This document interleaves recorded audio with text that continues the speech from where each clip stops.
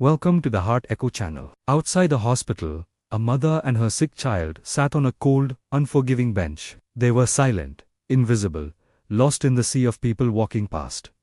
Everyone kept moving, until one man didn't.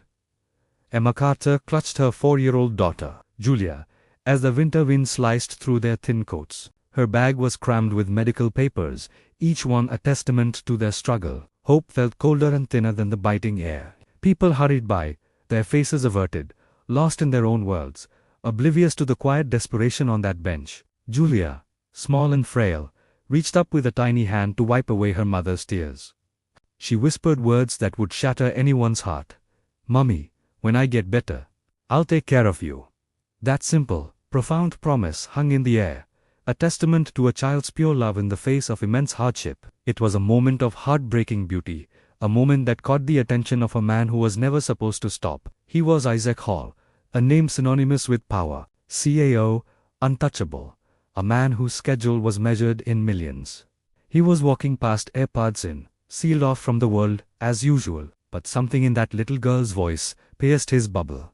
He froze mid-stride, pulling the earbuds out. He saw the child, saw the mother's silent grief, and did something completely out of character. Instead of walking away, he sat down next to them on that cold bench. He didn't offer empty words or patronizing speeches. He didn't shower them with pity. He just sat. He offered his presence. And sometimes, in a world that rushes past, just being there, just choosing to see someone, is everything. After a few moments of shared silence, Isaac stood up and walked into the hospital, alone. He went straight to the billing department. He didn't ask questions. He didn't seek recognition. He simply paid for everything. Every outstanding bill, every future treatment for the next 6 months. The expensive medications, the therapy sessions, all of it. He left no more name, no contact information. It wasn't a transaction for him. It was a quiet act of humanity. He walked out of the hospital as discreetly as he had walked in, leaving behind a lifeline for a mother and daughter he barely knew. He gave them a fighting chance, a miracle wrapped in anonymity. Weeks later, after Julia's condition had stabilized, Emma managed to track down Isaac's office. She didn't want more money or help. She wanted to give him something in return. She sent him a short story she had written, a piece of her soul poured onto paper. It was a simple, powerful way of saying thank you for seeing her, for staying. Isaac received the story and was deeply moved. He sent a package back to her. Inside was a beautiful, elegant pen, and a short, handwritten note. It read, "The world needs your voice. Keep writing." For the first time in years, surrounded by the weight of medical bills and fear, Emma felt a spark of her old self. She picked up that pen, and she began to write again. But their journey was far from over. One terrifying night, Julia collapsed. The world dissolved into a blur of sirens, flashing lights, and pure, gut-wrenching panic. At the hospital, the fear became unbearable. Emma found herself on another cold bench, this time inside the sterile, echoing hallway. She broke down, her body shaking with sobs she couldn't control. And then, a figure appeared. It was Isaac.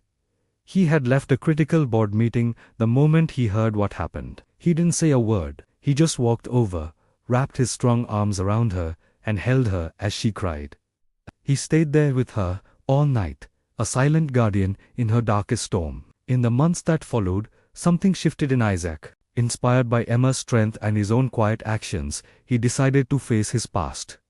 He had come from a broken home, a past he had long tried to bury beneath success and wealth. He publicly admitted his own story, the failures and the pain. He then established a foundation dedicated to helping single mothers and their children. A foundation built not for applause, but for genuine accountability. Meanwhile, Emma's stories, filled with raw emotion and hope, found a publisher. Her voice, once a whisper in the wind, was finally being heard by the world. One bright spring morning, as the flowers bloomed with the promise of a new season, Julia, now healthier, and with a sparkle back in her eyes, sat beside Isaac in a park. She looked up at him, her expression serious and full of a child's innocent wisdom.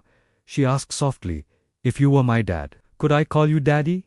A tear traced a path down Isaac's cheek. He leaned in and whispered back, "That would be the greatest honor of my life." Because sometimes, family isn't found in bloodlines. It's found in the people who choose to stay, the ones who sit with you on the cold benches and weather the storms by your side. If this story touched your heart, subscribe to the Heart Echo channel, because sometimes the most profound changes in life begin with the simple act of sitting down.